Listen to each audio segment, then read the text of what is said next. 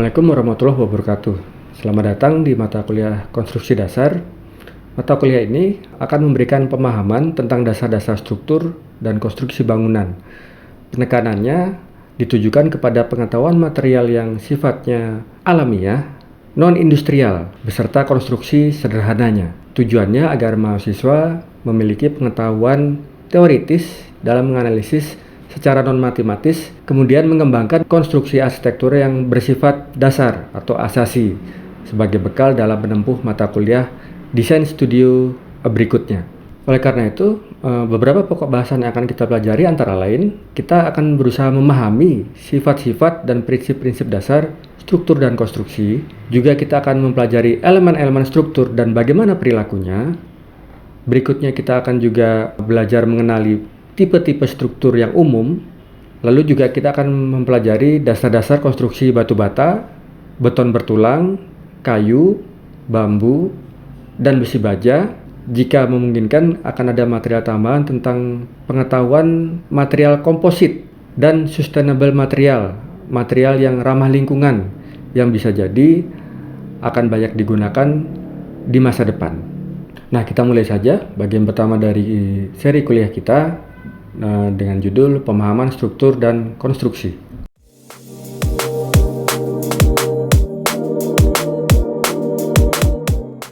Pertama-tama kita perlu memahami definisi atau perbedaan definisi antara struktur dan konstruksi. Apa bedanya? Ada struktur, ada konstruksi. Struktur lebih menunjukkan keadaan tertentu atau keadaan akhir suatu bentuk atau bangunan. Kata-kata struktur juga sering disebut untuk menunjukkan sesuatu yang memiliki kemampuan memikul beban. Sedangkan konstruksi lebih menunjukkan kepada proses pembangunan. Bagaimana sebuah struktur tadi dibentuk dan dibangun, termasuk apa dan bagaimana bahan bangunan atau material yang digunakan. Jadi cukup jelas bahwa struktur lebih menunjukkan kepada keadaan akhir, keadaan finalnya, sedangkan konstruksi lebih menunjukkan bagaimana prosesnya. Struktur tadi terbentuk, keadaan akhir tadi terbentuk. Bagaimana prosesnya, bagaimana cara merakitnya, bagaimana material yang apa saja yang digunakan, bagaimana tekniknya. Nah, itu istilahnya konstruksi. Nah, ada bentuk-bentuk dasar struktur yang jamak, yang banyak bisa kita temui, baik itu merupakan buatan manusia ataupun merupakan buatan alam. Ada 4 kategori. Yang pertama adalah solid, yang kedua surface atau permukaan, yang ketiga adalah rangka atau skeletal, yang keempat adalah membran. Selain 4 ini, ada pula yang merupakan struktur yang merupakan gabungan dari 2 atau lebih 4 kategori ini. Nanti akan kita lihat contoh-contohnya. Cara mempelajari struktur yang paling baik atau yang paling tepat guna, yang paling baik adalah kita belajar langsung melalui alam, karena banyak sekali contoh-contoh struktur di alam. Apalagi arsiteknya adalah Sang Maha Kuasa, desainernya adalah Sang Maha Pencipta, sehingga pasti tidak ada kesalahan atau kejanggalan dalam ciptaannya, semua dalam keadaan setimbang. Yang pertama adalah misalnya kita lihat struktur sarang laba-laba ya. Kalau masuk kategori tadi, sarang laba-laba ini adalah termasuk kategori membran bisa, surface bisa, karena dia terbentuk dari semacam selaput-selaput yang berfungsi sebagai rangka lunak membentuk sebuah permukaan yang fleksibel, yang seperti membran. Nah, contoh kedua adalah sarang tawon madu.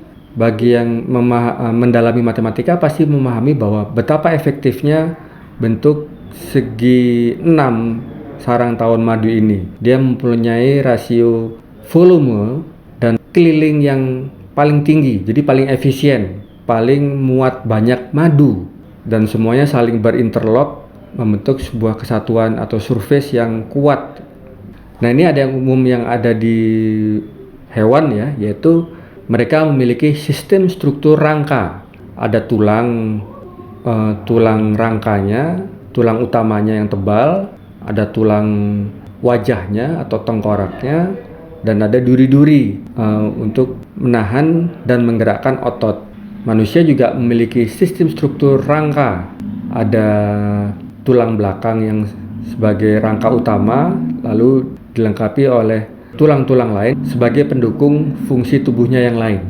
Lalu ini ada struktur pohon kelapa yang walaupun dia batangnya relatif sangat tipis atau sangat kecil dibandingkan dengan tingginya, walaupun diterjang angin dan angin yang deras, tetap kuat. Jadi bentuk struktur tertentu memiliki fungsi tertentu pula. Nah, anatomi pohon kelapa ini sebenarnya makin ke atas, sama seperti pohon yang lain, batangnya itu semakin mengecil sedikit. Dengan kecilnya batang itu, makin ke atas sebenarnya dia makin fleksibel. Walaupun diterpa angin, dia bengkok tapi tidak sampai patah. Kenapa tidak sampai patah? Justru karena fleksibilitas itu. Sama seperti pohon-pohon lain, makin tinggi biasanya batangnya juga makin kecil, batang utamanya. Struktur utamanya makin kecil. Nah, kecilnya itulah yang membuat makin ke atas dia makin fleksibel. Bisa jadi di atas dia bergeser ke kanan ke kirinya itu sangat ekstrim dibandingkan bagian-bagian bawah. Tapi justru itu yang membuat dia tidak patah. Bayangkan jika dari bawah sampai atas struktur utama batangnya itu sangat rigid atau sangat keras. Jika kena angin pasti akan patah karena dia tidak punya fleksibilitas. Lalu kita juga bisa belajar dari akarnya, bentuk akarnya yang serabut atau akar tunggang yang memanjang sehingga dia bisa mencengkeram tanah dengan kuat walaupun dia diberi tekanan yang besar. Kalau kita melihat bentuk batang pohon, kita juga akan melihat bahwa makin ke dalam, makin keras, makin rigid. Jadi rigid itu maksudnya kaku ya. Makin keluar, makin ke arah kulit pohon, makin lunak. Nah, bentuk seperti ini atau konfigurasi bentuk seperti inilah yang membuat pohon juga memiliki fleksibilitas yang tinggi sehingga dia tidak mudah patah. Bisakah ini diterapkan di arsitektur? Bisa. Justru banyak struktur bangunan tinggi yang sebenarnya pada dasarnya meniru dari desain pohon. Jadi di tengahnya memiliki core yang sangat rigid, lalu di pinggirnya sambungannya tidak terlalu rigid tapi memiliki fleksibilitas sehingga dia tidak patah. Kalau kita lihat bangunan yang pencakar langit, justru di tingkat paling atas itu dia bergoyang gitu, ada deviasi goyang sampai 1 meter atau lebih.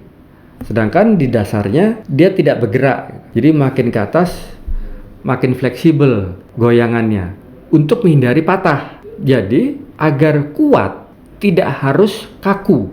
Ada bagian yang kaku, ada bagian yang harus agak lembut, agak halus gitu. Barulah itu yang dinamakan kekuatan. Nah, ini contoh bentuk struktur lain yaitu struktur daun. Kita ngelihat dia termasuk dalam subbagian surface ya atau permukaan yang juga bisa kita lihat sebagai membran. Dia di dalamnya juga memiliki rangka-rangka yang lunak. Jadi bisa kita lihat ini sebenarnya merupakan struktur yang hybrid, kombinasi dari ketiga atau bahkan keempat bentuk struktur utama tadi. Ini ada struktur cangkangnya binatang laut atau yang kita lihat di pantai. Strukturnya sangat kuat. Masuk kategori mana? Bisa jadi ini juga masuk kategori surface dan membran. Lalu mari kita lihat contoh-contoh struktur buatan manusia. Struktur buatan manusia sebagai contoh misalnya adalah sepeda. Sepeda itu memiliki kemampuan untuk menahan beban, karena itu dia sah disebut sebagai struktur. Bahkan bebannya bisa dia pindah melalui roda. Dia memiliki rangkanya juga tersambung kepada roda agar kesemuanya bisa bergerak ke depan. Sepeda zaman dulu konstruksinya mungkin lebih kurang efektif ya. Bayangkan orang harus menaiki sepeda ini dengan sangat tinggi. Kalau orangnya tidak tinggi mungkin mengalami kesulitan. Lalu tidak ada efisiensi tenaga atau daya karena tidak ada gear, tidak ada rantai roda. Dan yang pasti sepeda zaman sekarang juga memiliki berat struktur atau berat materialnya yang lebih ringan ketimbang sepeda zaman dulu. Nah, ini contoh lain struktur buatan manusia yaitu pesawat terbang. Setiap bagian pesawat terbang memiliki fungsinya tersendiri. Jadi ada alasan kenapa bentuknya seperti ini, kenapa ada flap di sayap kanan kiri seperti ini? Kenapa ada sayap tambahan di bagian paling belakang? Kenapa ada sayap yang vertikal seperti ini? Dan kenapa bentuk hidung pesawat perlu seperti ini? Nah, ini contoh jembatan kecil. Kita bisa melihat ada alasan kenapa bentuknya perlu dijadikan seperti ini, sedikit melengkung ya. Jadi tidak lurus. Alasan pertama yang jelas adalah agar menghindari jalannya air di belakangnya. Tapi alasan berikutnya juga bisa jadi berkaitan dengan kekuatan struktur. Jika dibuat lebih melengkung, kemampuan untuk menahan bebannya bisa bertambah. Karena jika ini mendapat beban dari di atas, pasti dia akan turun ke bawah, mengalami deformasi atau perubahan bentuk ke bawah. Karena bentuknya sudah melengkung, justru dia deformasi tersebut makin memperkuat kekuatannya. Ini juga jembatan yang skalanya lebih besar, jembatan baja ya. Dia memiliki, ini ada jalannya, lalu juga ada rangka bajanya, rangka gantung. Jalannya digantung di atas rangka baja ini. Kenapa bentuk rangkanya juga, rangka bajanya juga kurva atau melengkung? Karena justru bentuk melengkung ini membuat dia semakin kuat dalam menahan beban menggantung jalan. Nah, alasannya kenapa? Nanti kita akan pelajari di bagian berikutnya. Ini juga bentuk struktur jembatan yang lain. Berbeda dengan jembatan yang tadi, ini jembatannya dia mengandalkan kolom-kolom yang sangat besar, yang akhirnya kolom tersebut tempat menggantung kabel-kabel yang pada giliran nanti kabel-kabel itu akan menahan beban dari jalan beton ini. Ini juga contoh dari sisi lain. Nah, pelajaran yang bisa kita ambil adalah setiap bentuk atau setiap konfigurasi bentuk struktur itu tidak asal, tapi dia pasti mempunyai alasan mengapa bentuknya seperti itu. Jadi bukan hanya sebagai hiasan, tapi ada alasan kenapa harus bentuk seperti itu, jaraknya seperti demikian, besarnya seperti itu, dan seterusnya. Setiap poin desain struktur harus memiliki alasan di baliknya. Nah, ini kita lihat contoh rumah sederhana zaman dulu ya. Jadi rumahnya terbuat dari, kalau kita perhatikan, dia mengandalkan rangka yang dari ranting pohon yang kecil, dan saking kecilnya dia bisa elastis ya, dibentuk membulat gitu, dibentuk melingkar. Lalu dia menggunakan kulit pohon sebagai penutup yang menempel di rangka tersebut. Rangkanya terletak di luar, baru di bawahnya ada kulit pohon. Bisakah rangkanya dibuat di dalam, tidak di luar? Bisa saja. Cuman pasti ada alasan kenapa rangkanya terletak di luar, bukan di dalam. Kenapa kulitnya yang justru di bawah rangkanya gitu. Nah, silakan Anda berpikir sejenak, mengapa alasannya penempatan rangka dan kulit itu konfigurasinya seperti ini.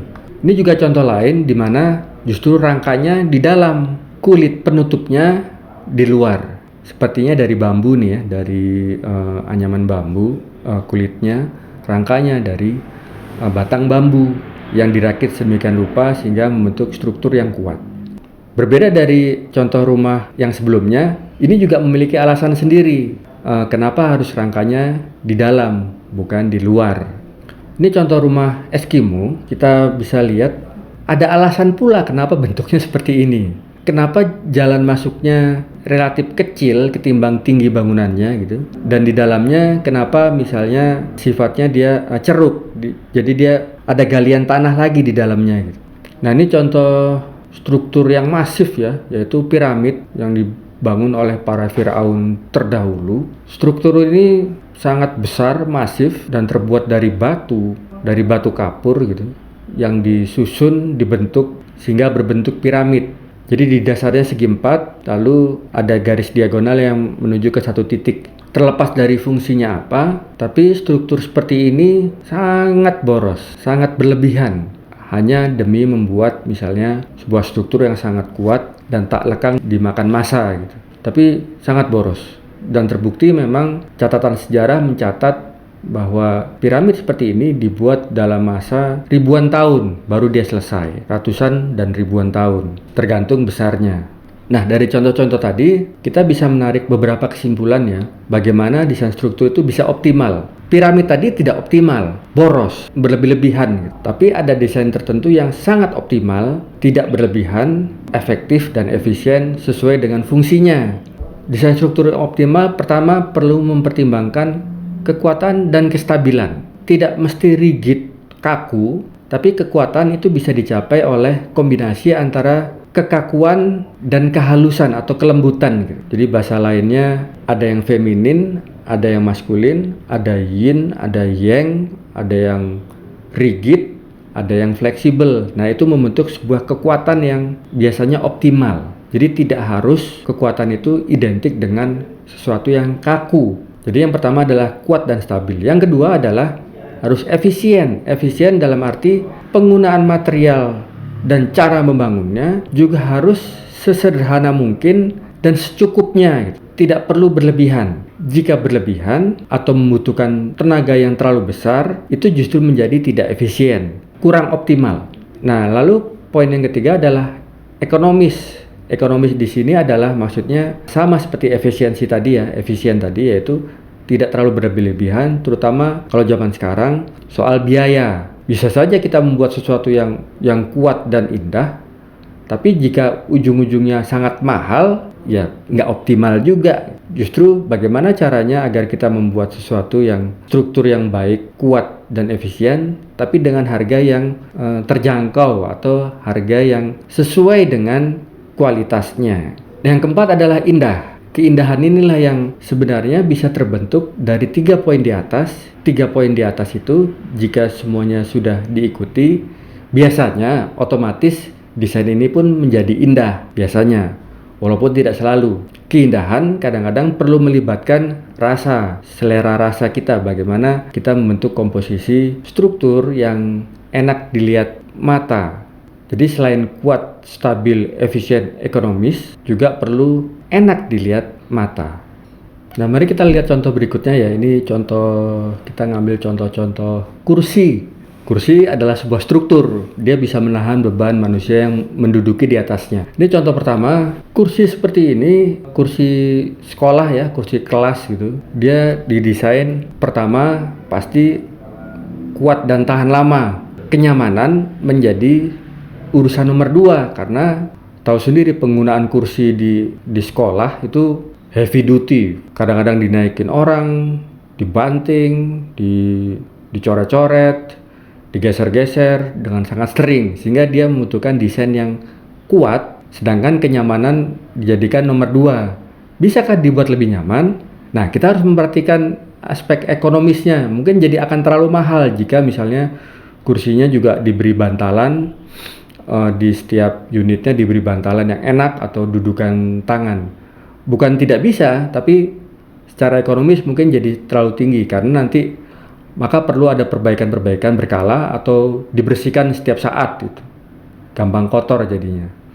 Nah, di sisi lain ada juga kursi yang tidak terlalu mementingkan efisiensi, yang lebih penting adalah kenyamanan. Kursi ini jika dipakai untuk di ruang kelas, ya siswanya senang, tapi dia akan memakan banyak tempat ruang kelas sehingga menjadi tidak efisien lagi penggunaannya. Selain mahal dan kurang efisien terhadap misalnya kalau dia digunakan di ruang-ruang sempit, ruang-ruang yang terbatas, yang banyak orangnya. Lebih cocok dipakai misalnya untuk di kafe atau di tempat-tempat hotel misalnya yang membutuhkan kenyamanan yang lebih. Lalu berikutnya ini ada kursi empuk ya. Ini kursinya enak banget kelihatannya kalau ditidurin atau didudukin. Kursi ini juga kenapa bentuk strukturnya atau konstruksinya seperti ini? Dia memiliki fungsi tertentu pula. Yang pasti kursi ini tidak cocok kalau kita taruh di luar, di teras itu, karena akan gampang sekali berdebu. Penutup kursinya adalah bulu-bulu, saya nggak tahu ini bulu sintetis atau bulu non sintetis ya, tapi pasti akan cepat menangkap debu. Di dalam ruangan dijadikan kursi kelas juga nggak cocok, nanti siswanya ya jadi ngantuk, jadi malah tiduran di situ gitu. Jadi malah terbenam badannya di keempukan atau keflavian si kursi ini. Lalu ini ada bentuk kursi lain yang agak nyeleneh ya. Kursi seperti ini juga cocok di situasi tertentu pula. Biasanya kursi seperti ini ditempatkan menempel dengan dinding agar bentuknya yang tinggi itu, yang seperti dedaunan itu, tidak mengganggu jalannya orang-orang atau sirkulasi orang-orang yang kalau dia ditempatkan di tengah ruangan, pertama akan mengganggu sirkulasi, orang bisa terantuk atau nabrak bagian atasnya ya. Dan kedua juga akan menghalangi pandangan manusia. Dia tidak bisa melihat siapa yang duduk atau dia tidak bisa melihat area di mana kursi itu menghalangi. Cocoknya memang ditempatkan menempel dengan dinding. Nah, ini contoh struktur lain. Kita lihat dari konfigurasi bentuknya. Ini cocoknya karena terbuat dari besi baja yang kuat ya. Dari tongkrongannya aja sudah sangat kelihatan rigid dan kuat, kaku, berat pula. Bahkan di bawahnya juga ada tempat-tempat untuk membaut dengan lantai, baut untuk lantai sehingga tidak bisa dicopot. Kita langsung bisa mengambil kesimpulan bahwa ini cocoknya diletakkan di luar, di taman atau di pinggir trotoar gitu, sebagai tempat duduk publik, sebagai tempat duduk umum. Tidak bisa dicuri karena dibaut dengan alasnya, berat, tahan cuaca, tahan panas, tahan hujan, dan tahan lama gitu. Jadi kesimpulannya, setiap bentuk struktur memiliki konstruksi yang khas. Nah, konstruksinya ini kenapa dibuat seperti itu tergantung dari fungsi atau kebutuhannya.